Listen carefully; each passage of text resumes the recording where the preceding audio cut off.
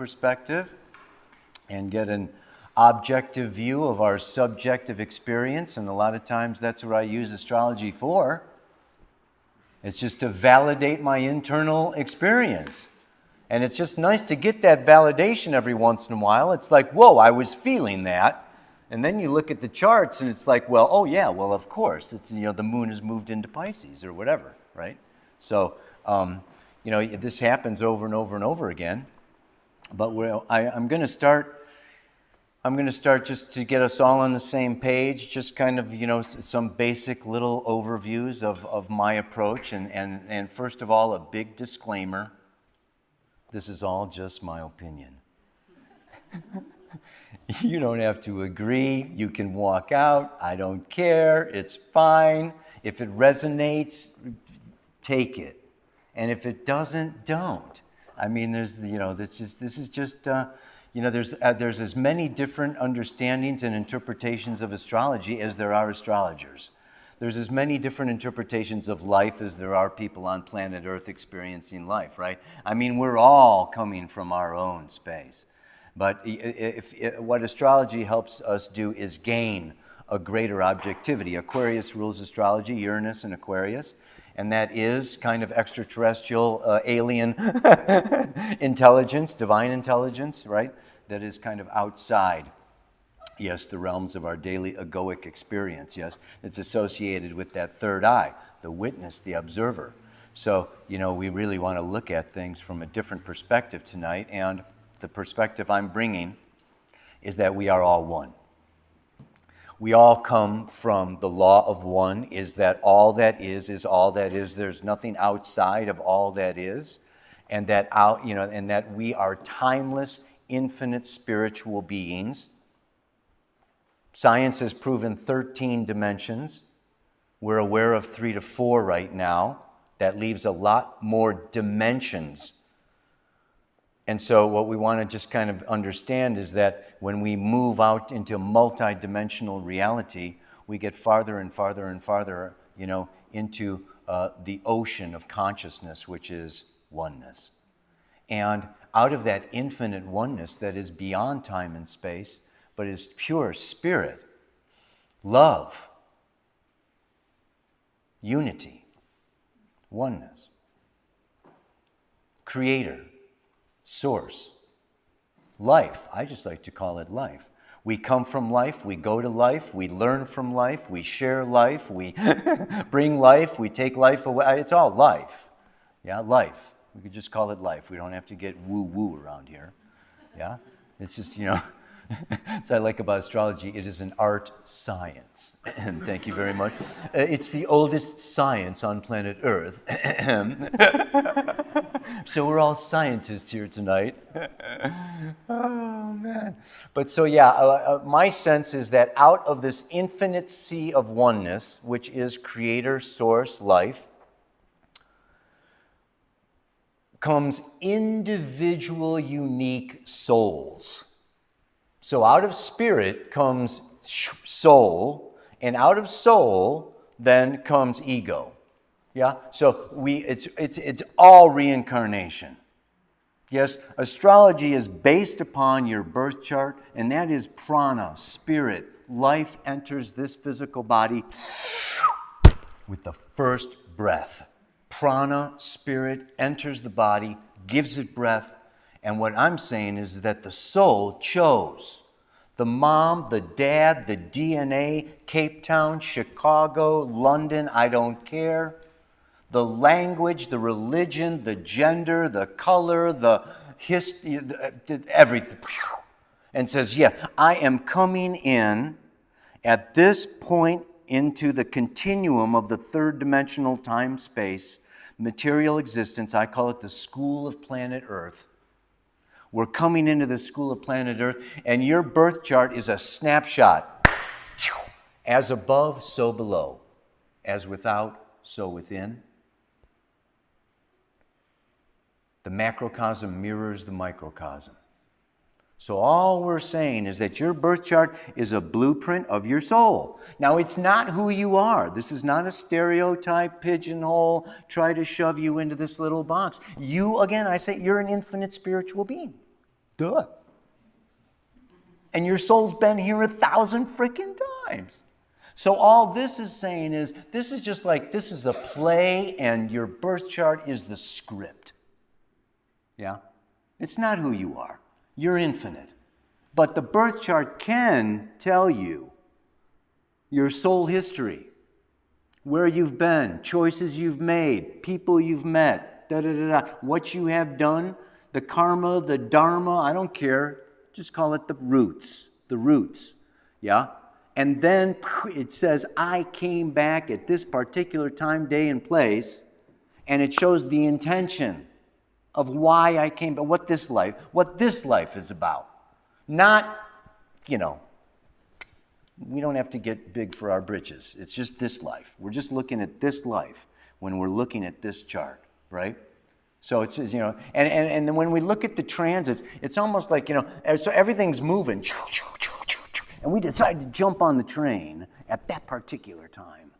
But the train is moving. So the transits are keeping, they're moving. We call that the collective unconscious, yeah? So this collective unconscious, when I do the Pele report, all I'm doing is I'm looking at what is out there right now, feeling into that space, and picking up on the collective. So the train is the collective, and we jump on it at particular points. So you can look at your birth chart for your own dharma, right?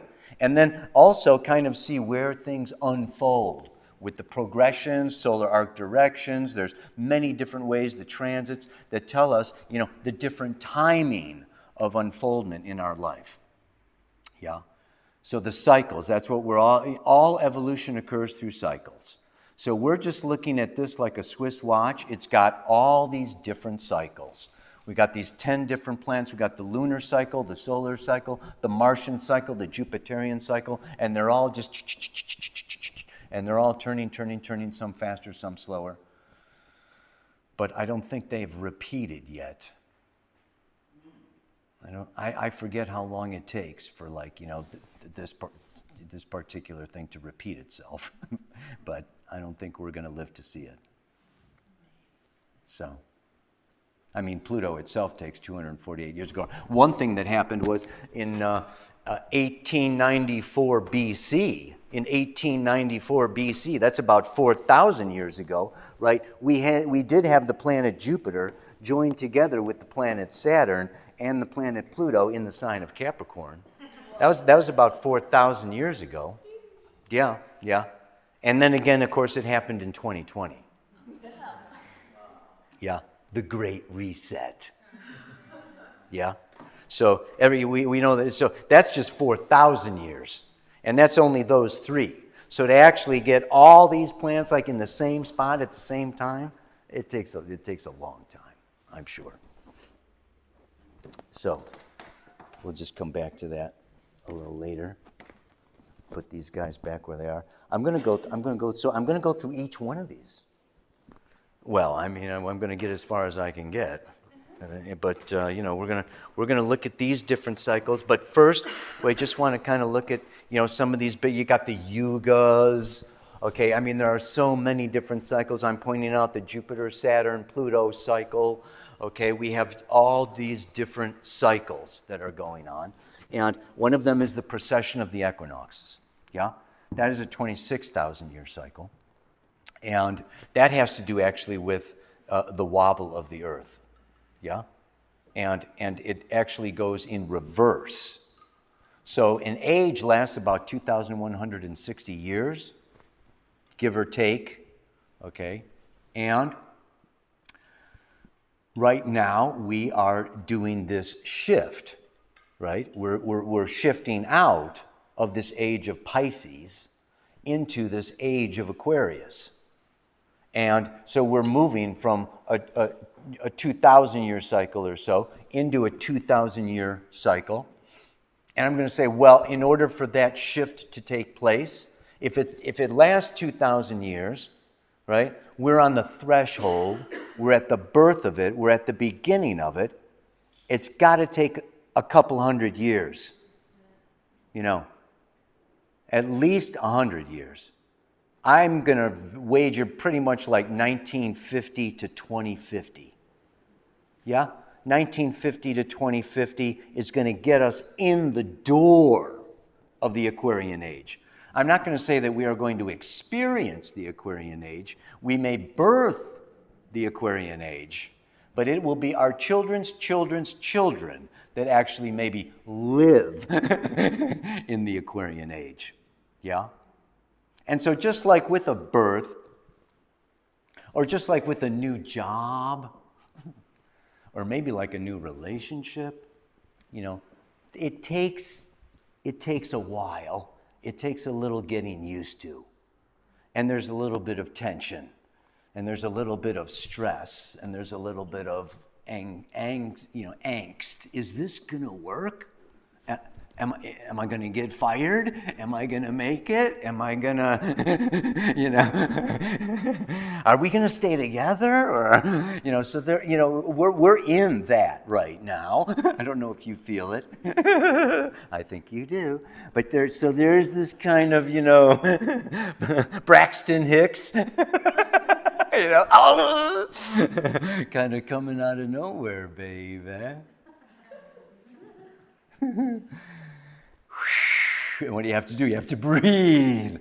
That's what you have to do. You have to breathe. How many moms have we got here? And how many dads? Moms and dads? Yeah. So if you were there, you know. So anyway, it's intense. So, what are we doing? We're coming out of Pisces. So let me go around. So what I'm going to be doing is I'm going to be looking at planets in signs tonight, and then I'm doing this workshop. Raise your hand. Who's coming for the workshop? Okay, so this is also the beginning of the workshop. You guys have to pay special attention. There's a quiz on this tomorrow. But what we got happening here is we're gonna say that the planets, I like to just call the planets a psycho-spiritual function. It's a psycho-spiritual function. So like the planet Mercury is the psycho-spiritual function of thinking. Left brain, linear, logical, rational, communicative thinking. Mercury. Yeah? Venus, attraction, the feminine, receptivity, what I am attracted to, what I want to attract to me, how I make myself attractive. Right? Mars, how I act, right? Exert, assert, spread out, conquer, charge, go, initiate. Right? Jupiter, expansion of consciousness. Yes, into foreign ideas, realms. It's the quest to expand my consciousness. Saturn, we know, is chronos, time, space, commitment, this world, material, physical, financial, business. Yes? Organization, structure, form. Saturn. The sun is my solar purpose, the energy. It has to do with Leo and the heart and this whole energetic field, the magnetic field of, my solar purpose. It's consciousness activity. Yes, conscious action. The moon, right? The subconscious, feeling, emotional, inner world. And then we can move beyond these. Out past Saturn, Saturn, you can see that with your bare naked eye, but then after that you need a telescope, right? So, and that's Vedic astrology, kind of stops at Saturn, all right? And then, we can keep going on beyond that, out to Uranus. And Uranus is the process of individuation. It is the individual unconscious. The unconscious holds within it three things. Yes, it's the Akashic record of our soul, everything that we have ever done or experienced in all of our past lives. Every potential that we have in this exact moment right now, and every future tangent that we can have in this particular incarnation. So it's a little more than a psycho-spiritual function. Neptune is the collective unconscious. Neptune is dreams, fantasy, imagination. It's the portal into the infinite. Yes? It is meditation. It is also escapism, denial, avoidance, alcohol, drugs, all forms of addiction. We know that when they cut the umbilical cord, we are separate. And there is an instant longing, an instant emptiness, an instant void.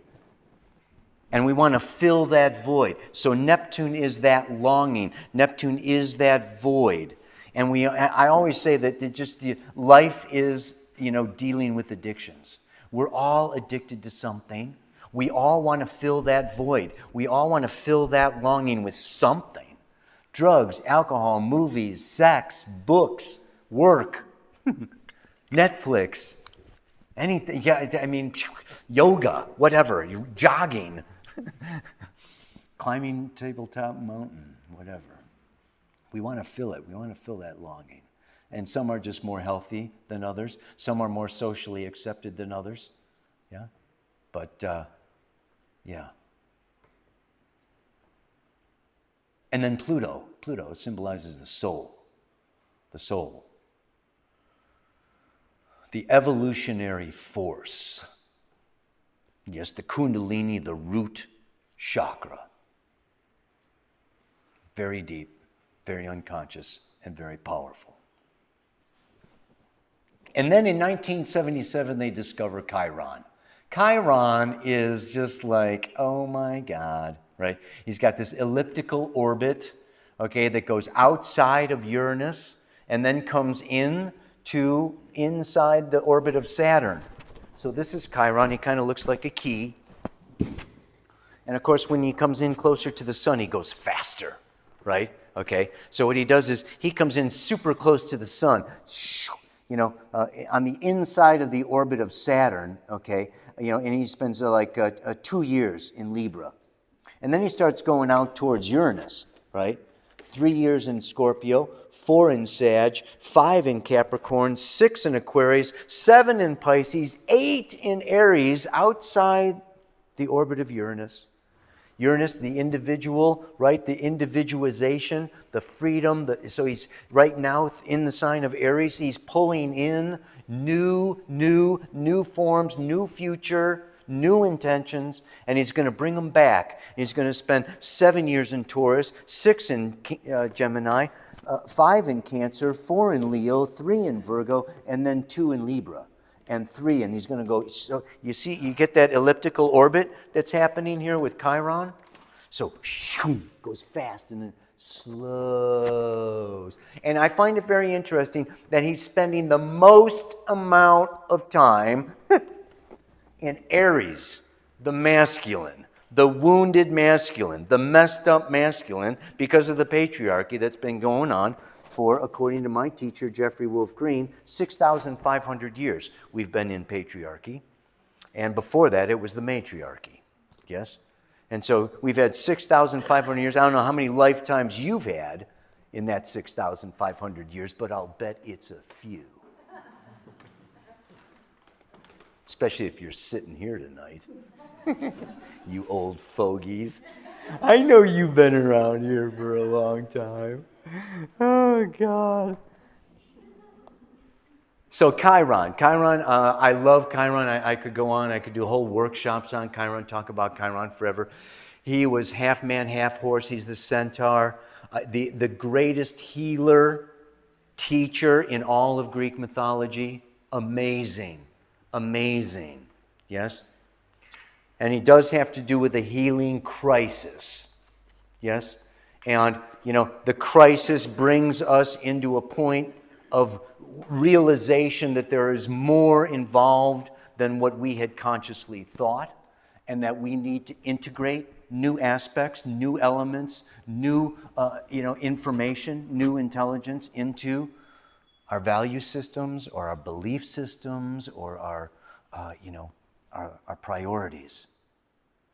So spending 8 years, really from 2018 until 2026, yeah, Chiron is in the sign of Aries, the masculine, ruled by Mars. Aries is the warrior, Mars is the warrior. So here we're going through this very, very powerful healing crisis around the masculine. And this is around conquering, around asserting, whether it's aggressive, conquering, it's the sexual force. Okay, it is this whole energy, the phallus, that is impulsive, instinctive, automatic, unconscious, habitual, reactive. So what we got these planets, and then these planets, they go through signs. So we've got these psycho-spiritual functions. It's like a light, and then the light goes through a filter. The sign is like a filter. Okay, you could say Pisces is light blue, and Aries is red, and Taurus is green. Okay, so Chiron in Aries is going to be different than Chiron in Taurus, different than Chiron in Gemini. So you have 12 different filters, right? So in your chart, okay, you've got 12 times 12. It's 12 squared. You've got we got all these different things going on here. You see what I'm saying? So it's a wide variety of possibilities. So we want to go around and just look at whether it's the cycle of the year, the cycle of a life, the cycle of a nation, the cycle of a relationship. Everything has a beginning, a middle, and an end. Only astrology gets a little more specific. So we're going to say that Pisces, raise your hand who's got some Pisces. Come on, you guys. Don't be shy. Here we go. Yes, yes, yes. Sun's going. You're coming around for your birthday.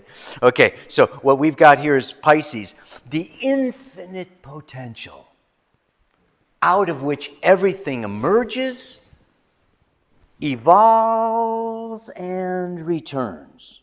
The Alpha and the Omega, the beginning and the end. We could say Christ brought in the age of Pisces, and we're emerging out of this age of Pisces. Pisces is ruled by Neptune. That's Neptune.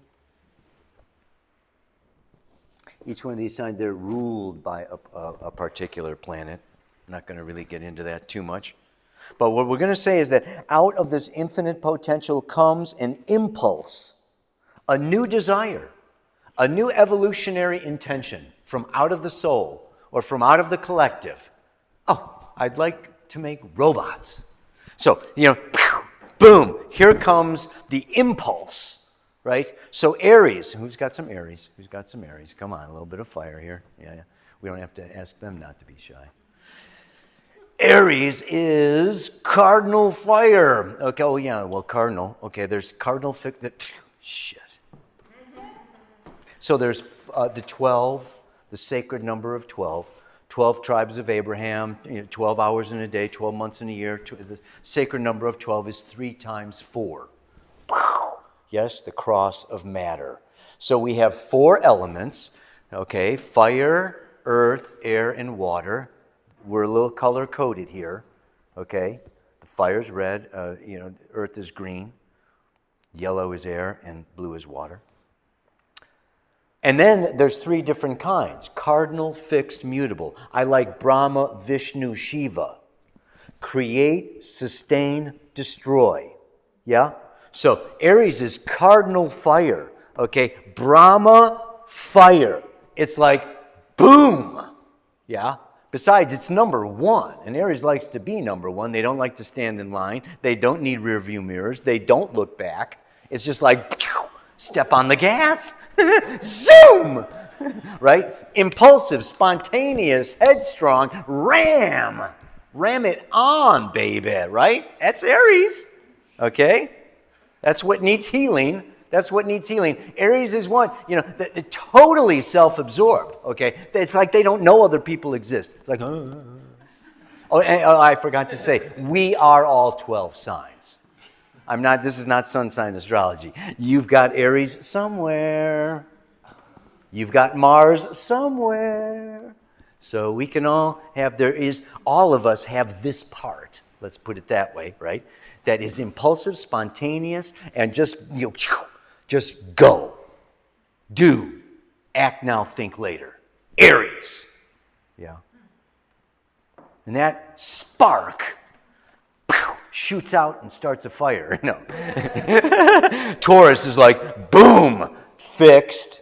Okay, Vishnu, sustain, maintain, stop it right now, sit down, slow down, make it real, sustainable, manageable, physical, show me the money. You want to go somewhere? Pay for it. Yeah? Taurus. Come on, raise your hand. Come on, yeah, baby. Sensuous, sexual, physical, here now. Yeah. Let's have a good massage, make love all day. This is it. Planet Earth. I don't need no frickin' astrology. I got trees. Oh man! So so that spark takes comes into the ram and then the bull, and then we emerge into twins. It's like the first sign of like humans, and of course they're schizophrenic. Geminis, raise your hand. We got a little Gemini here today. Okay, good. So this Gemini, it's ruled by Mercury, and it's air. It's mutable air, changeable air. It's just like whoosh.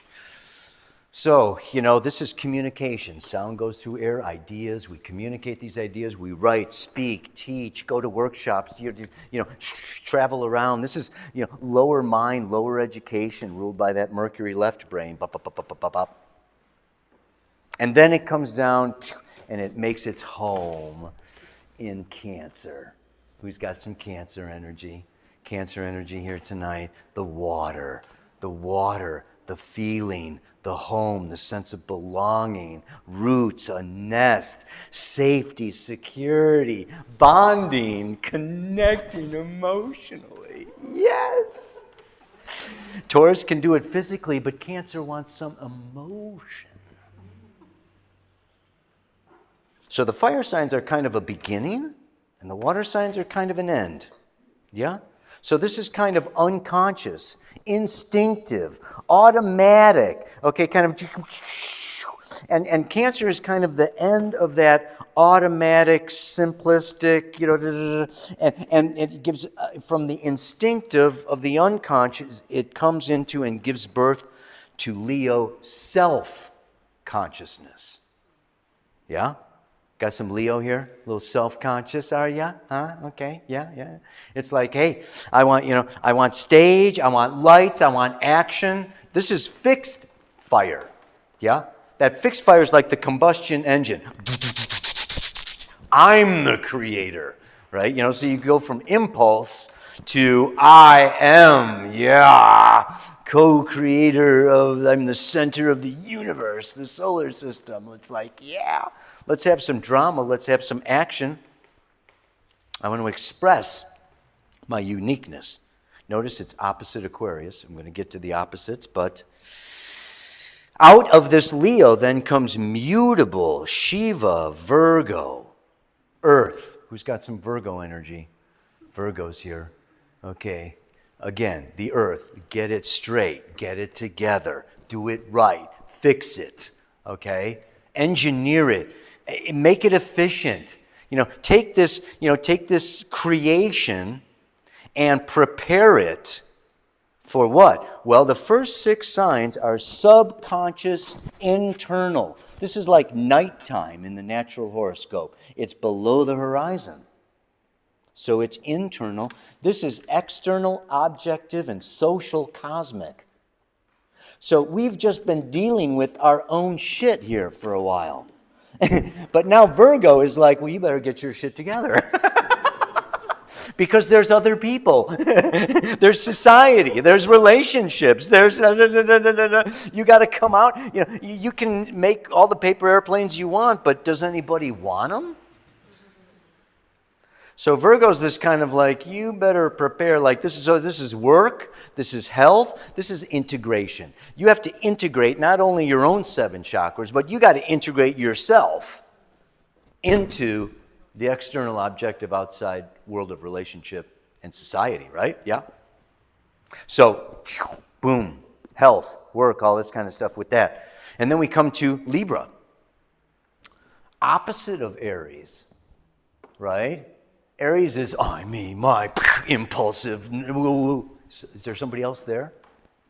Libra is, you bet there's somebody else there, and they're looking and they're watching, and God damn it, I got to look good myself. This is the empath. This is I put myself in other people's shoes. We got some Libra out here. Harmony, justice, fairness, equality, law. Balance those scales. Yes. Cooperate, compromise, listen. So Aries acts and Libra listens. Yeah? And gets together. And then you get together. Well, now Libra's an air sign. It's cardinal air. Okay, so, it's a little talkative. And the wind blows over the surface. The air signs can be just a little superficial. But not when it gets to Scorpio. Who's got some Scorpio energy here tonight? Okay, yeah. Oh, you dare to show your hand? So, this is the sign of secrets. Okay, this is the end, right? This is where relationship, now this is alchemical transformation through union, osmosis. We become what we relate to. Yes? Osmos. So this is, when we exchange sexual fluids. This is shared money, shared finances. Okay, this is powers and forces beyond our control. But since we want to become more powerful, we relate to them in order to become that. So Taurus is what I've got, right? And I'm self-sufficient. Well, this is, the power through union and merging. But then, of course, when you merge and unite, you are no longer the same. I'm sure you recognize that. Yes? Out of this death of self-consciousness is born transpersonal consciousness. Who's got some Sagittarius going on here? Transpersonal consciousness. This is then where we want to expand that consciousness. And this is society, right? These are laws, natural laws. Foreign lands, foreign journeys. Gemini is lower education. Sagittarius is higher education. Gemini is left brain, rattle, rattle, clack, clack, right? Sagittarius is right brain. I just know what I know without knowing how I know it.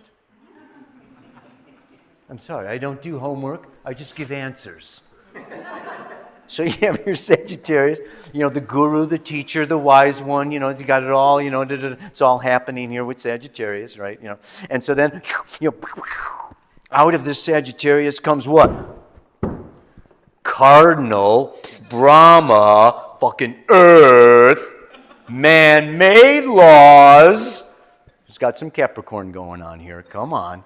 Yeah.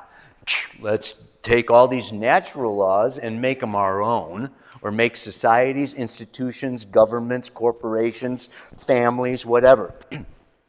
Here we've got kind of mom and dad, we've got kind of subjective interpersonal feelings, objective, get a job, get it down. So this is the security axis, yes? Emotional security, physical, financial security, right? Got these things going on. And then out of this Capricorn, right?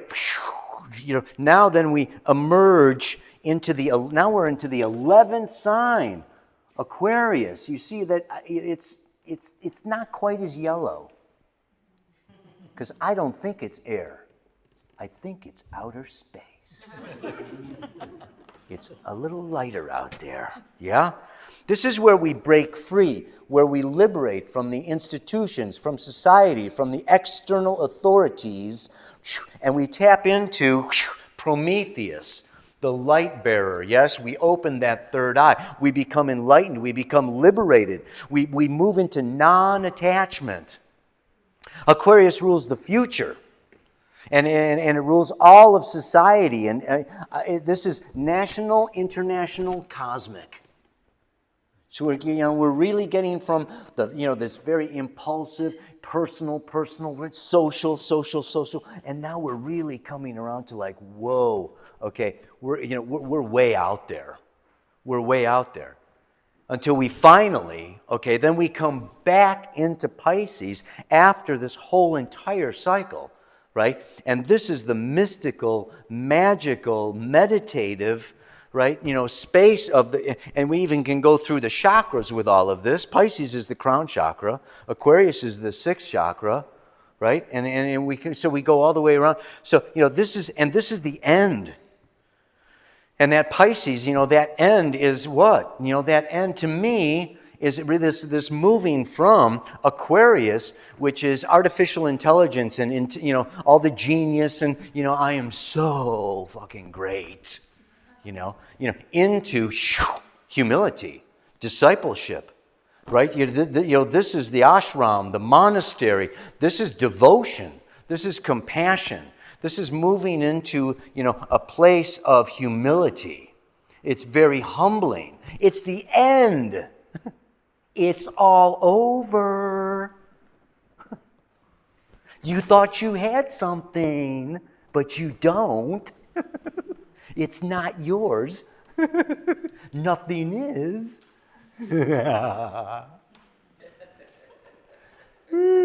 Gotta love it or hate it. So now it's very interesting to note, if you haven't already, that like all the freaking planets are on one side of the chart now, aren't they? Yeah. Yeah. So, really there's, especially tonight, I mean, the moon goes around every month and the, Sun, Venus, and Mercury go around, every year, but we got nothing happening, okay, from Cancer to Sagittarius here. And we're in the final degrees. I mean, by tomorrow, the moon is going to be in Aquarius, right? So what we have is we can see that there's a focus. There's a focus. Each one of these planets is this cycle that's going on and going around. And you're going to just start with the slowest one. That's Pluto. Pluto goes around every 248 years. Yes? The United States just had its first Pluto return. Yeah, from 1776. It had Pluto at 27 degrees, 32 minutes or something like that, right? And Pluto came around 248 years later, yeah? And so, last year, 2022, was a Pluto return. Pluto, is this force of evolution, and that force of evolution works in one of four different ways, depending upon the amount of resistance. And with evolutionary astrology, which is the astrology that I do, we say that all pain is the result of a resistance to evolution. Yeah? So, if you don't resist the force of evolution and you evolve, which is self-discovery, growth, and evolution, right? You may have a Pluto transit. Like for now, if you have, any planets in the last degrees, basically Pluto is changing signs next month in March. Yeah, for the first time in 248 years, well, minus 20, it's returning back to Aquarius. Yeah? And it is going to go back and forth and back and forth and back and forth until finally in November of 2024, it goes into Aquarius and stays there until 2044. Yeah, so it's going to be 20 years. So we are on the threshold. Not only are we on the threshold of this age of Aquarius coming from Pisces into Aquarius with the precession of the equinoxes. Now, in fact, I could say that I feel like Pluto going into Aquarius is like really giving it the last push. It's like, yes. So we are now, we're crossing that threshold. Okay, we're really moving into, this age of Aquarius. And we can look back. We can look back to 2008. 2008 was when Pluto entered Capricorn. Physical financial security gets threatened, yeah? And we need to evolve new forms, new ways. And since 2008, whether it's banks or governments, there has been an evolution in the governmental institutions, even in all forms of authority, corporations, whatever, until now it's ready to move into Aquarius. And so here I would say I feel like there is another crisis happening this year and next year as Pluto crosses this threshold from Capricorn into Aquarius. That has to do with Aquarius, yeah? And let's look back a little bit here, What's happened from 2008 to now? I mean, from my observations, okay, what's basically happened is we have moved from nations, right, to a global governance.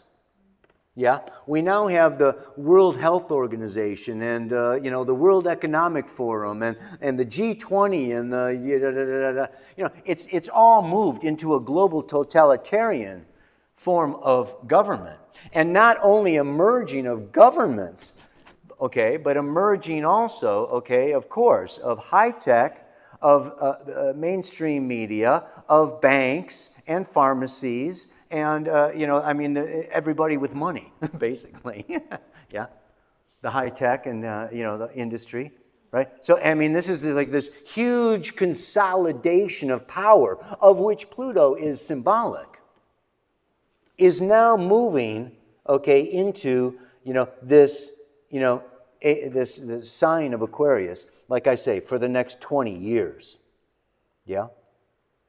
So, what we can expect over these next 20 years, all right, is the evolutionary, growth, discovery, okay, expansion of everything having to do with Aquarius.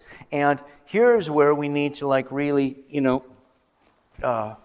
look at the different aspects of how Aquarius manifests and in what evolutionary stage. And I've talked about these evolutionary stages before. Dane Rudhyar was the first one to bring them in. Jeffrey Wolf Green developed them further. I've looked into them a little further. And it's basically saying that 3/4 of the world's population, or any population, is in the consensus stage, where authority is externalized. You're learning from external authorities.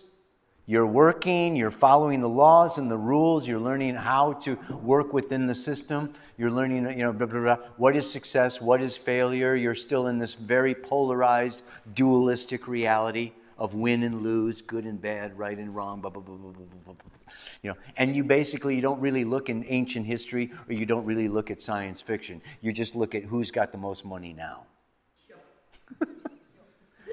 And whatever they're doing, that's what I want to do. It's just so that it has to do with physical body comfort and physical material success. Yeah.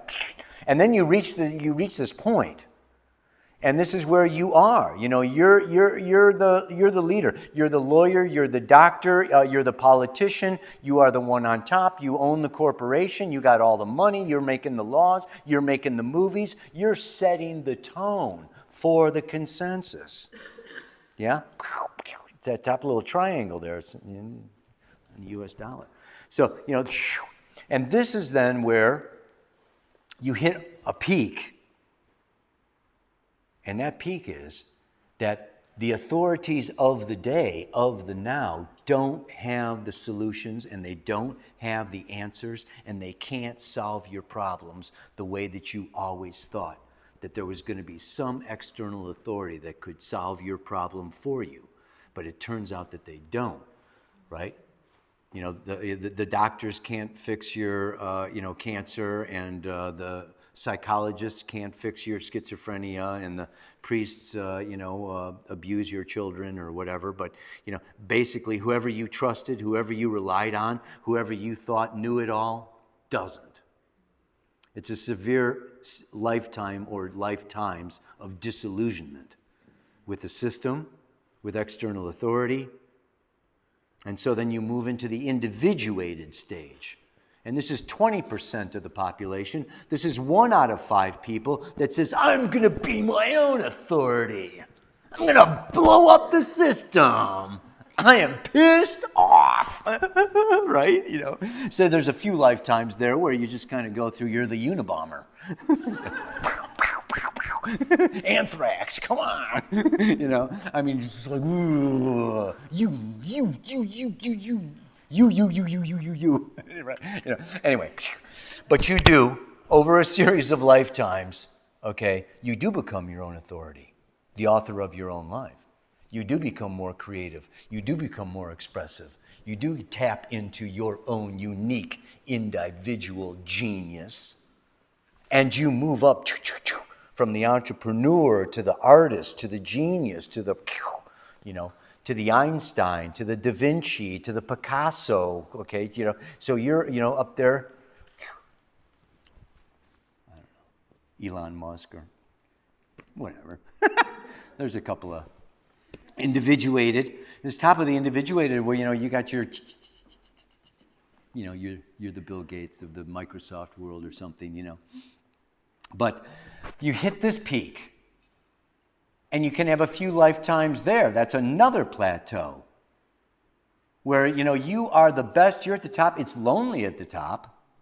It's almost like, my teacher Jeffrey says, it's like we come from the wave. The wave comes out of the sea of oneness and emerges and individuates and maybe even gets a white cap, right? Where a piece of foam or, it separates completely from the ocean. But then there is the desire to return. So all of evolution is based on this dual coexisting desires of the soul, the desire to separate from the source and the desire to return to the source. Every desire that we have not only makes us reincarnate, so you don't want to have another cup of coffee on your deathbed. It's another life. Anyway, so, but you have these desires, and everyone will boil down to either a desire to separate from the source or return to the source. So we separate and we individuate and we individualize and we become a genius and I am so cool. And then there is the desire to return. Yeah? And we have to go out of the mind. And you move from the consensus to the individuated, to the spiritual stage. And that is 5%, yes, of any given population is in the spiritual stage. And that is where they go out of their mind, back into the heart. Yeah? Back into love, compassion, humility, forgiveness, acceptance, surrender, and all things divine. Yeah? Do you feel like that ratio is shifting as we enter the Aquarian age? I sure hope so.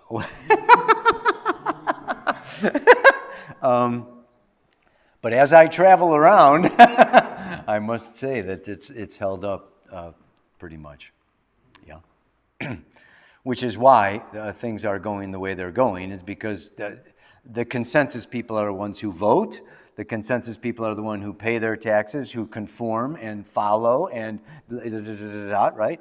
And you can even look at elections or look at, dissent or how many people are demonstrating versus how many people are, I mean, and it kind of, it continues, along that way. Maybe the 75 is down to 70, and the individuated is, from 20 up to 25, I'd like to say. But as far as like the spiritual is still pretty slim, yeah. And even then, each one of these could be broken down into 3, stages within those stages. But that's not what we're really all about tonight. But what I just want to say is, with what is going on is the same for everybody, and then it's uniquely different for everybody, depending upon your unique soul experience, right? And so, we have this manifestation of this 20 years of Pluto moving through Aquarius. Well, what is this Pluto moving through Aquarius? It is everything that's already in motion. And it's only going to continue. The CBDCs, yes, the central bank digital currency, okay, right? The artificial intelligence, the transhumanism, the facial recognition, you becoming a QR code on your phone, everything that is already rolling, it's not stopping. In fact, it's going to increase even more, yeah? So, this is a wave,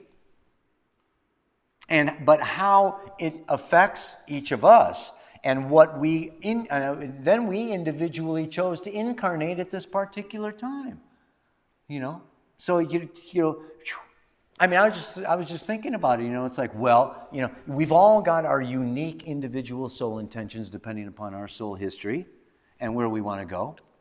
Now, if you just say that I'm going to take a life and I'm going to learn compassion, God damn it. I think I'll be born in 1980 so that I can have compassion for everybody who I think is an asshole. I'm just, I don't want to make light of a heavy situation, but you see what I'm saying? We all have these unique intentions, and everything is perfect. If it's one thing astrology has borne out for me over my 45 years of studying it, is there are no accidents. There's no coincidence. Absolutely not. Absolutely not. Everything is the unconscious making itself conscious. The only thing that creates some kind of an accident is your unconsciousness or, your spirit guides helping you, yeah? So we project aspects of ourselves. We project what's unconscious. It's our shadow. And it comes at us like it's some kind of an accident. Bullshit.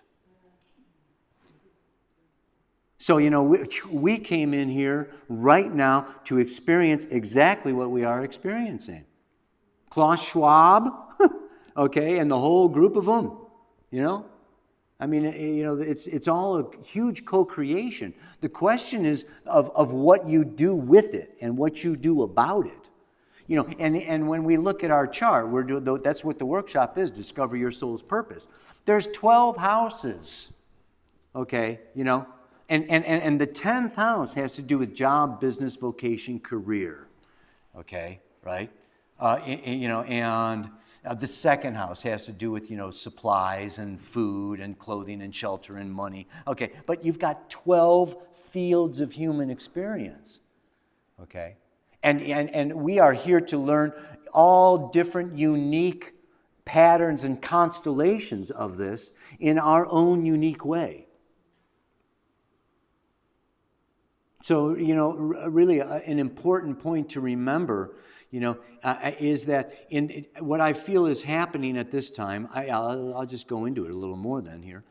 With Aquarius, this is, like I say, it is science, it is technology, it is artificial intelligence, it's robotics, it's drones, it's social credit system, it's everything, that the conspiracy theorists are accused of thinking is real.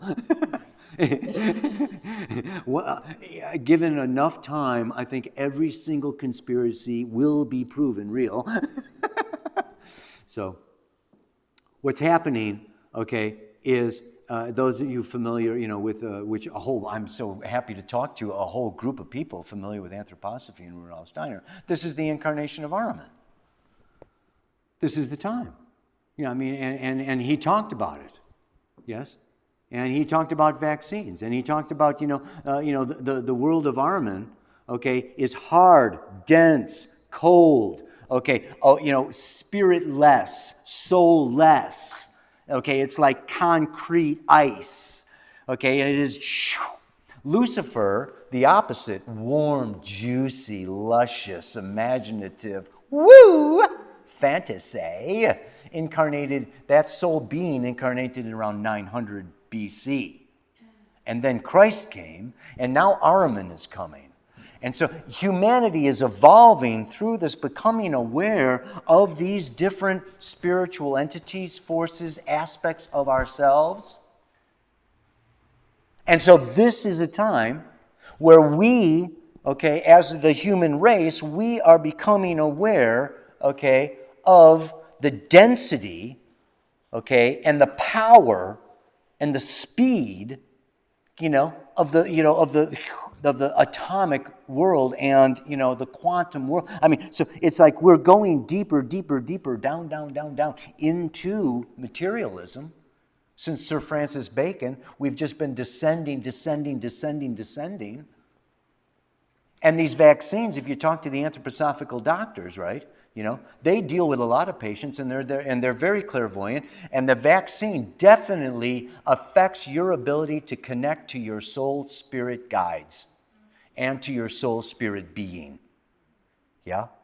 And so, and Steiner talked about that they would be developing a vaccine, okay, that would help, that would try to cut people off from the spiritual world. And so this is, the ultimate manifestation of materialism, okay, that is happening right before our very eyes. And the good news is that he said it was only really going to last for about 3 years because humanity could not stand it any more than 3 years. And what I find to be particularly interesting right now is that next month, Saturn is going into Pisces for the next 3 years. Not only is Pluto entering Aquarius for the next 20 years, but now we have Saturn, okay, form, structure, time, materialism, patriarchy, okay, this whole energy of how we control, dominate, form, and structure society, or it's even the force of the ego, okay, is going into what? The last phase. Okay, so Pluto goes around every 248 years. Saturn goes around every 28 years, 29 years. Okay, and so, we are going to be spending, okay, these next 3 years with Saturn. And what does the 12th house, Neptune, and Pisces have to do with? I talked about it already. It has to do with dissolving, returning back into oneness, surrendering, allowing, humbling, releasing. This, Pisces rules hospitals, prisons, ashrams, places of isolation and seclusion where you are just like removed. Yeah? Like old people's homes, like hospitals. I think the death rate is going to increase over the next 3 years. I think this is hospitals. We're going to have a Saturn-Neptune conjunction. Now, that's not happening really, okay, until the end of 2025, and then into 2026. Yeah, is when Saturn will finally go into Aries. And when it does go into Aries, it goes into Aries with Neptune. And this begins a whole new cycle, okay, of Saturn and Neptune. Okay, yeah, and that happens, I believe it's in July of 2026. So we have 23, 24, 25. We have this whole time period here, okay, of Saturn moving through Pisces. And of course, if you are Pisces, you have Saturn coming to visit. And of course, it's opposite to Virgo, square Gemini and Sagittarius. You'll be having Saturn. Saturn is, like I said, reform, restructure, choose, decide, set new goals. Yes, make new commitments. Write new contracts, break old contracts. So it's that 7-year cycle that comes around. Yeah, 7, 14, 21, 28, 35, 42, 49, yeah, 56, 63. Yes? So I have a question with the incarnation of Ahriman and those forces and what Steiner foresaw, in contrast to kind of New Age beliefs around the Aquarian age. Like, what is it seems like a contrast or pull, a dichotomy between like this darkness and how long that will be lived until the light shakes that off enough. Like, what is that astrologically? Well, I've been thinking about that. And, you know, this is not the first time that they've tried to squash, okay, religions or belief systems. Whether it was, you know, Mao Zedong, the Bolshevik revolution, you know, Hitler, you know, the church and the Crusades, you know, stamping out the Native Americans, you know, I mean, it's been over and over and over again, okay, where, you know, the Christians went down into the catacombs, you know, during the Roman Empire. I mean, so there is this time period, okay, where yes, there is this. Okay, we want to dominate. We want, you know, to control, right? You know, your lives, your fortunes, your futures, your property, whatever, your body, right? And so there is this threat to the, and it's very interesting. And this is why I said, look at this age of Aquarius. We're coming out of the age of Pisces. 2,000 years of Pisces. Well, I consider the shadow of Pisces was Virgo. They burned the witches. These were the healers. These were the herbalists. You know, these were the pagans. These were the natural. I mean, you got that whole thing going on. And so now we've got 2,000 years where guess what the shadow of Aquarius is? Leo. Yeah, Leo is my individual self-expression. I'm the queen of the jungle. I'm the king of the jungle. I'm the royalty. I'm special. I'm unique. I'm awesome. Put on your mask. Stand 6 feet away from everybody else because the good of the many outweighs the needs of any single individual. Yeah, you see what's coming. You know, it's all about what's good for society, what's good for the whole, and it's not you. Reminds me of George Carlson, remember? Yeah, he gave it, anyway. He did a whole thing about the club. You know, it's all the club and you're not in it. And it's funny because Aquarius is the club. It's organizations and groups and communities and things like that. So to get back to your question, jumping a little ahead of what I was going to say, towards the end of my talk, that's okay. I understand. You're kind of, you know, yeah. But no, you know, this is the funny part about, you know, Aquarius is that it is co-ruled by Saturn. It's ruled by Saturn and Uranus. Because before they discovered Uranus, it was ruled by Saturn. And I always say there's kind of like two sides of Aquarius. Yes? Aquarius rules astrology, but Aquarius rules astronomy. My uncle was an astronomer. He couldn't stand astrology. So you get this idea here that there's a Saturnian expression of Aquarius and there's a Uranian expression of Aquarius. And the Saturnian is the consensus, physical, time-space, scientific, transhumanism, where the computers are smarter than us, and we're gonna put ourselves on a computer like a computer can be, you know.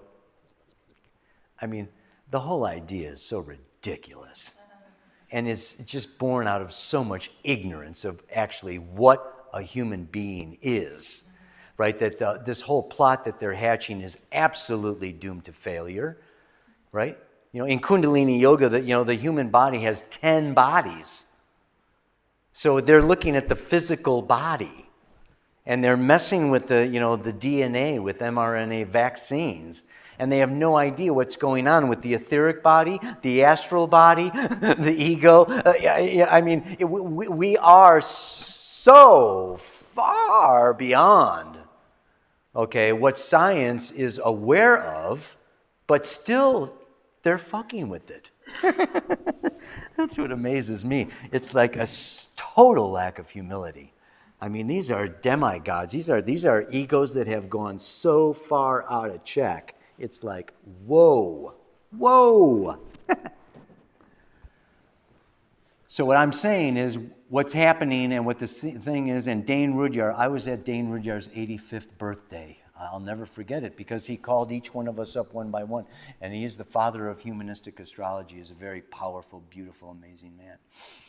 And he said, you are the seed people. The seed people. And so this is a time, yes, we are seeding the age of Aquarius. Yes? And as seeds, we may need to go underground for a little while. As seeds, we may need to separate ourselves, like the Essenes. Yes, the Essenes were preparing, right, the body of Jesus, right? Yeah. So, there are where, yes, this Pisces is, the Essenes. This whole energy of Pisces is to pull out, to pull away, to seclude, to work behind the scenes, to work in the subtle spiritual realms that are invisible and intangible, but they are also highly inspiring. And it is the imaginative realm. It is the arts. So this is a time where I'm thinking and feeling, yes, that there are. And what is Aquarius? Everything alternative. Alternative medicine, alternative food, alternative this, alternative that, alternative communities, alternative, education, alternative whatever. You just stick the word alternative in front of it and do that. That's Aquarius. I mean, it's just, yeah. So there is going to be a very strong Saturnian, Aquarian, Ahrimanic, where they are going to attempt, and they're going to, probably succeed in very many ways, but even like the blockchain, can be also perfectly independent, outside of any, governance. Okay, the Web3. Okay, is emerging. So, I think that there are definite ways, okay, but, we need to really connect, through different communities throughout the world. We need to become more self-sufficient, which I was going to get to with Uranus and Taurus. And Uranus, of course, is the ruler of Aquarius. It has to do with science and technology. And I said it has to do with this individuated unconscious. This individuated unconscious wants us to experiment, innovate, invent, okay, go outside the boundaries, okay, of convention, be unconventional, eccentric, unusual, bizarre, raise people's eyebrows, drop people's jaws, and blow people's minds.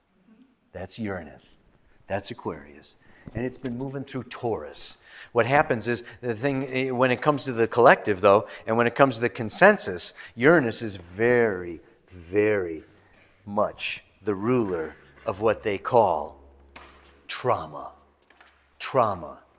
Trauma is sudden, unexpected events of an extreme, dramatic nature. Remember, I said Uranus is your individuated unconscious.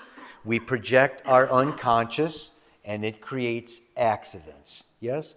So Uranus rules the nervous system, it rules lightning, it rules technology, and it rules sudden, unexpected, events.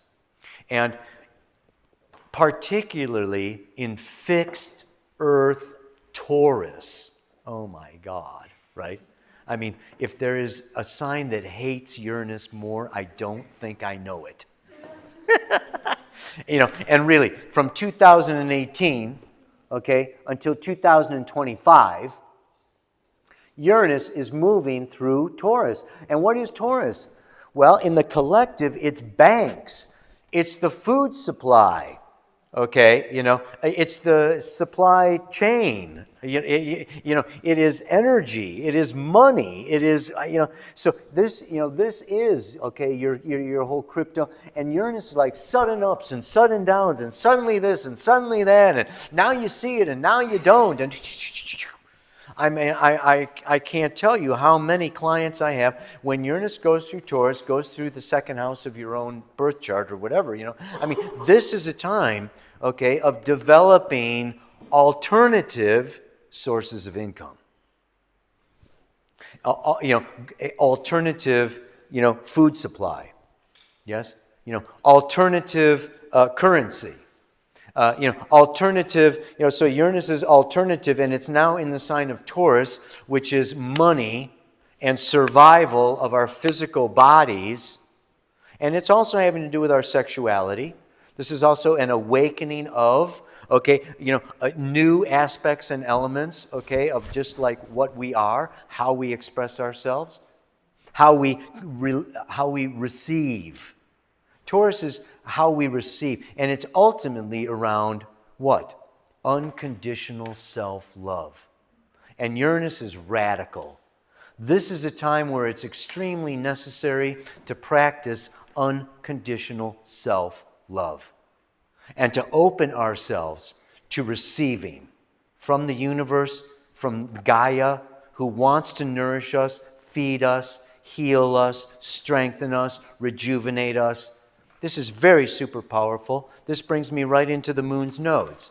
The moon's nodes, you can see, are these little guys. There's the north node and the south node, the dragon's head and the dragon's tail. Yes. This has to do with our future, soul intention, and our past lives. Yeah? Is that the position of the moon, the nodes? So what we have is, we have the Earth orbits the sun, creates the plane that's called the ecliptic. And the moon orbits the Earth, and where it rises north and crosses the ecliptic, this is called the north node, the dragon's head, or Rahu. And it has a positive quality to it, yes? As it is the future. It's the dragon's head that wants to feed on the future and draw in the new. Yes. And then when it goes, and this is where your eclipses, the eclipses always happen twice a year on the nodes, right where that path crosses, right? Okay, so it doesn't happen every month. But and then it comes back around south, the dragon's tail, okay, the past. It's K2, it has a negative connotation, yeah? So these go around every 18.6 years. And, it's at the eclipses that the souls that are going to incarnate for the next 6 months come in. Because the eclipses break the auric field of the Earth. And they bring in cosmic, new stuff from deep space. And so what we have is a situation where these go around and they spend a year and a half in a sign. Every year and a half they change signs. And so it was in January of 22 that the north node went into the sign of Taurus. South node, obviously, always 180 degrees apart, went into Scorpio. And it's going to be in July, July 18th. This north node is going to move into Aries. And the south node will move into Libra. Yeah? So you can see that when you are 18.6 years old, you have a moon's node return. And the window of destiny opens up. And you get a vision. Oh, yes. And then it happens again around 37, 38. You have your second moon's node return. And then it happens again around 59 or 60. You have your third moon's node return. And it's just like, okay, wow. It's like, now I see my purpose or why I'm here or where I'm going. I mean, there are these periods in our lives. Every 9 years, like the 9-year change, you're going to get the moon. That's the moon's node reversal. Yeah? But so what we want to say is that out of this 18.6-year cycle, we're coming into a place where through 22 and 23, the north node in Taurus, and I've been talking about it on the Pele Report, this is breaking out of codependency. Breaking out of merging in union, and you've got what I want, and I want more of that and that and that, and it's gathering things from the horizontal, plane of relationship and this world and whatever, and it's coming into, Taurus is I am, I have, I meditate on my navel, and it's all right there. It's I'm just going to sit right here like Sitting Bull. It's like, I am. I call this the underworld or hell, right? Moving to the Garden of Eden. I've got it all. Chocolate included. No. Yeah. So, this is the sweets, the goods. So this is really coming into, this has been a time, and it still is a time until July, of this really coming into self-sufficiency. Yeah? And developing my capacities, my talents, like I said, alternative sources of income, ways of supporting myself and feeding myself to where, I'm good. I'm good. Yeah, everything can go to shit. I'm all right. I'm going to make it. Boom. And then, as of July, it's going to go into Aries for a year and a half until January of 2025. Right? Year and a half of Aries. It's going to be, oh boy. Okay, so, this is like really coming into, and what's really happening, gosh, there's just so much to say. Okay, but Venus is coming up. We're having a Jupiter-Chiron-Venus conjunction within a month. Yeah, Jupiter's really conjunct Chiron right now. And then after it conjuncts Chiron, okay, March 12th, I think, right? Jupiter comes around, and it's going to conjoin the north node of the moon too. But so we have some real good stuff going on over here. This is it's a very interesting time period. The nodes go retrograde. Everything else is going this way. Yeah, but this is a time where we can have a tremendous healing. This is a tremendous healing. Oh my goodness. And the whole thing about, this is really coming into sovereignty, coming into autonomy, coming into, and this is the very important part of Aries, is to really trust our instinct. We're taught from very early on to not do that. Whether it's religion or society or the boss at work or the teacher at school, it's like your impulses and your instincts, you control them, you slow them down, right? You suppress them, you conform, you just like, there is definitely, yes, and this is our sexuality, this is our assertiveness, this is our impulses, this is our, and so Jupiter moving through Aries, and it is going to be in Aries until May 17th, I think. Jupiter moves into Taurus, and then it's going to be there until May of 2024. But Chiron and this healing of this Aries is what I'm really feeling is it's time for us to really own that. This is hard to put into words and describe, but it's.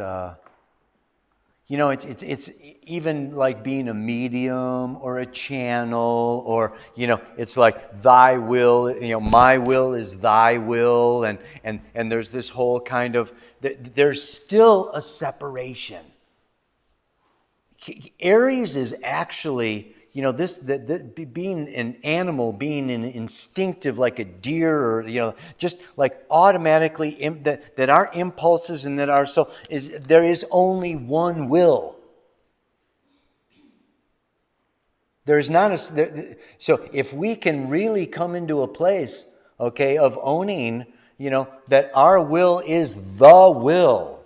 There's only one. It's like really owning our spirituality in a very tangible, physical, truthful, instinctive way. This heals all separation.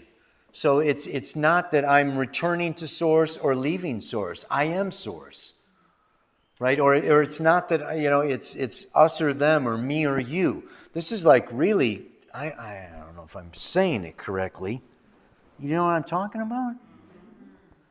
I mean, it's taking spirituality up a notch, like to the ultimate experience of connection, with all that is.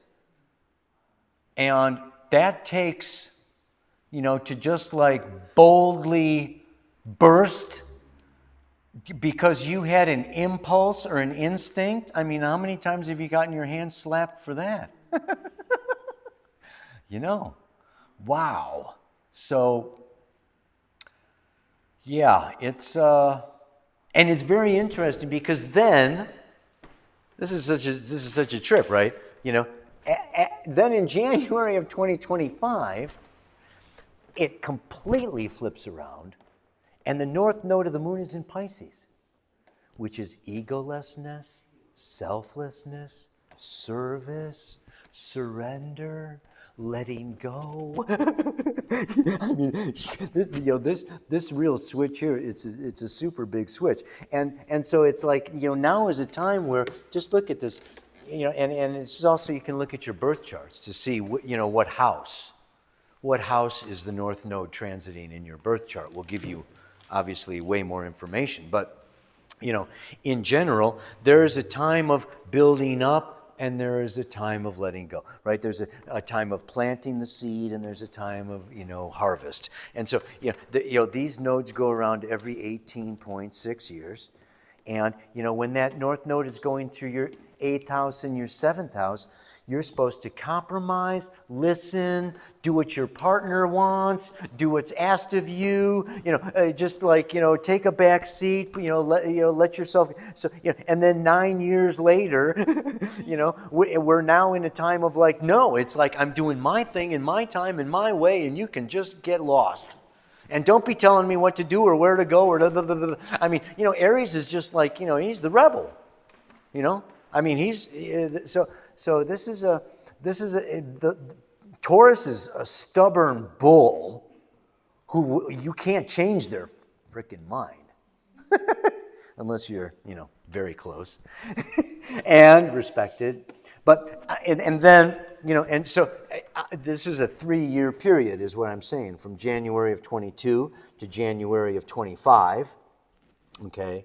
Whereas is really, the future path of evolution is now about I, me, my. I want to encourage you, be selfish. Just tell them I said so. You just blame me. Well, I went to this talk and he said I should be selfish, so that's mine. This is a time to receive, act, and Aries is active, yeah? So this is like actively taking in, right? And it's also going to come, okay, towards the end of this year and definitely next year, okay? That next year is going to be the elections in the United States. Okay, things are going to heat up. Things are going to intensify as this north node moves into fire. Yeah, so it's been in Earth now. Things are happening. It's kind of sizzling underground in the secret laboratories, and they're coming out with the QR codes and the CBDCs, and they're probably going to be launching another freaking virus any day. But this is just it. So it's. I think that things are going to flare up when the north node goes through Aries, because Aries is cardinal freaking fire. So it's going to get a lot hotter, which wouldn't be too bad around here. I got to say, for Cape Town, I come down here in frickin', what is it, February? I mean, I'm going to have to come back again to see what February is really like. Did you have a question? What's your opinion on the Uranus influence when Pluto goes into Aquarius and this fantastic opportunity for rebellion and uprising? Do you think there'll be like finally some kind of big, huge rebellion in humanity, or do you think it's going to be too squished? Well, my feeling was that things are going to continue to degenerate and deteriorate as Saturn moves through Pisces. And if anything, Pisces is also jails.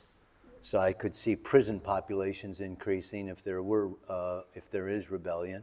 I can see, more trouble being caused. But what I'm really excited about and looking forward to, is that, by 2026, 2025, 2026, Pluto is permanently, well, not permanent, but well into Aquarius. And then in 2026, Uranus goes into Gemini. And Saturn and Neptune join together in Aries. This is all in 2025. Yeah? And by 2026, even Chiron gets out of Aries and goes into Taurus. To me, this is a major breakthrough. Uranus will be in trine to Pluto, okay, and sextile to Neptune. So we're going to have a very beautiful, you can see it's come out of Earth, okay, and water, well, I call it ether, okay, and Earth, and things are going to lighten up. Right? Uranus is going to go into Gemini. It's an air sign. Aquarius, is, another outer space air sign. So we're really kind of doing this big shift in many ways, in the early 20s, from 2020, okay, right up to 2025, from the heavy earth, water, energy, okay, to fire and air. So I think there's going to be, like I say, this next 3 years, to me, I feel is going to be the most challenging and perhaps the darkest. Or, Pisces deals with disillusionment. And Carl Jung said disillusionment was the most difficult human experience. Yeah? That what I thought was true is not true. What I thought was real is not real. Extremely difficult. This is depression, despair. Pisces rules suicide. We just see, I really feel like there's a big, there's a lot going out. There's going to be a lot of souls just excarnating. And any rebellion that happens at this time, I don't really see it succeeding much, to be honest.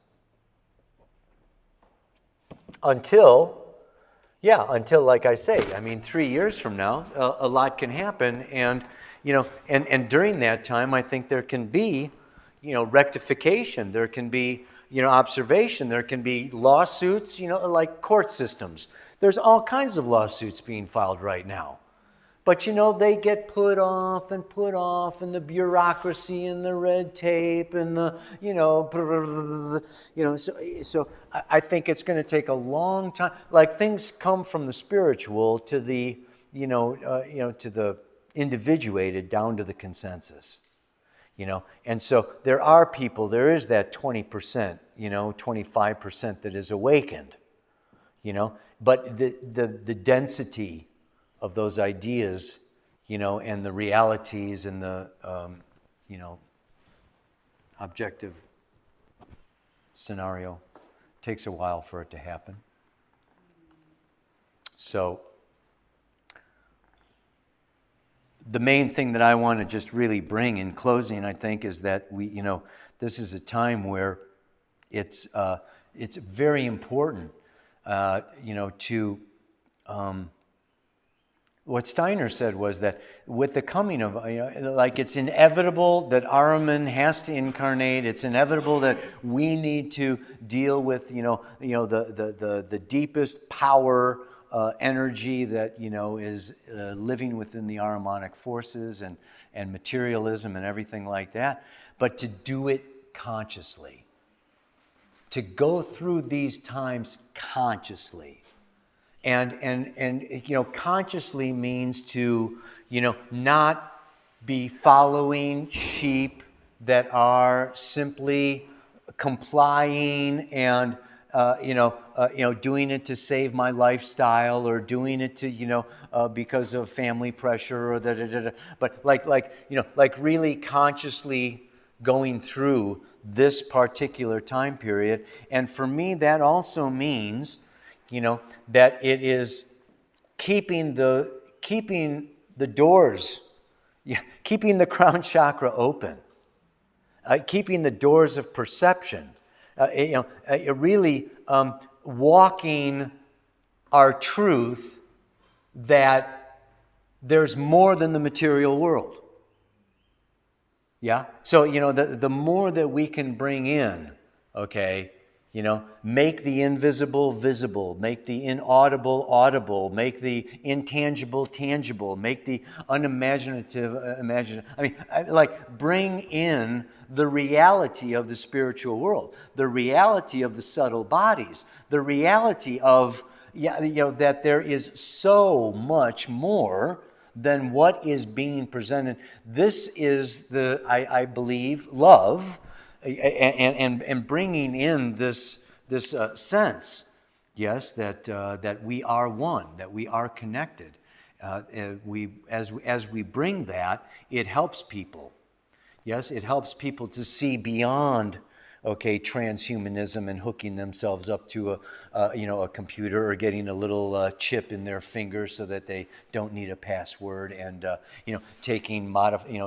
modifying their DNA. What we really want to do is just really try, And of course, I would also say that the best way here now is to be a healer teacher.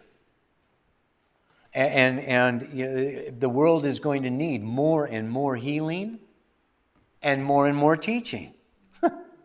As people lose, control, as they lose hope, as they lose health, as they lose faith, as they lose their intelligence, and the blah, blah, blah, blah, blah. This is the time where it's needed. Yeah. So to be a beacon, right? A lighthouse is to, number one, do your spiritual practice. Number one, continue to keep that channel open, right? And to be, really centered in the core, truth of who you are as a spiritual being. And then that can, that can radiate out and assist in this time of transition, because it will change. And it's really up to the individual. Yeah, it's all the inner work, the individual. That's my feeling. It's like, and some people don't understand that. It's like we should get out on the streets and demonstrate and fight and rebel and but it's just like, that's furthering separation. So it does have a lot to do with our personal practice. Is my acknowledges resistance. Yeah, exactly. So. And if you acknowledge resistance, you attract resistance. Yes, exactly. So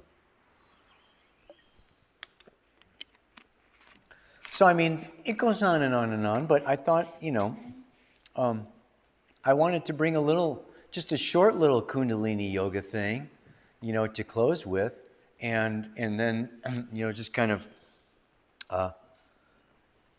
end the evening on a positive note. After all of that, okay. You want to give it a shot? To the fear side, or if you are centered in yourself, that you can be that beacon by being so centered that all this stuff can happen, and the noise can happen, but being that stillness, that's a beacon to everyone around you. Yeah.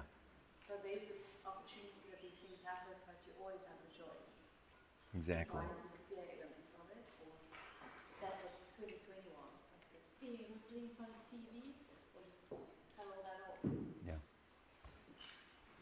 So this particular kriya is removing your imagined disabilities. Yes, it says that if you have a disability, it's imagined. I love it. If you think you have a disability. So what we want to do is it consists of just three. We're just going to do three movements, 3 minutes each, and and we'll bring it to a close at that point. Okay, and the first one is you take your hands like this, okay, and as you turn them, you make a fist. Yeah? So we're going to be. Got that? Okay. That's the first one. And then this, and you sit with your spine nice and straight. Okay. And then this one, the second one is right hand out, stop, elbow all the way back with the left, and then.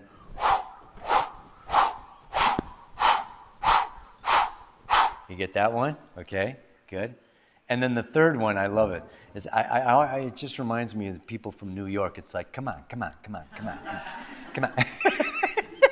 You just go, come on, come on, come on, come on, come on, come on, come on, come on, come on. Okay, you got that? Okay. And for each one of these, we do what's called the canon breath. Yeah, there's different kinds of pranayama, breath work, right? And the canon breath is just where you make an O with your mouth and you go, yeah, with each one. And we'll just put on a little music with that. Let's see.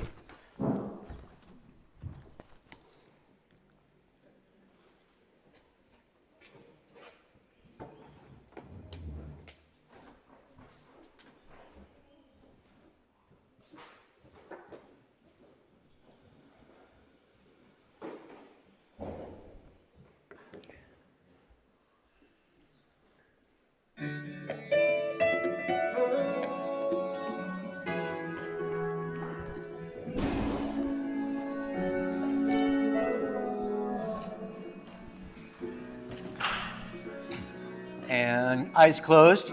Focus on the third eye. Here we go, and begin.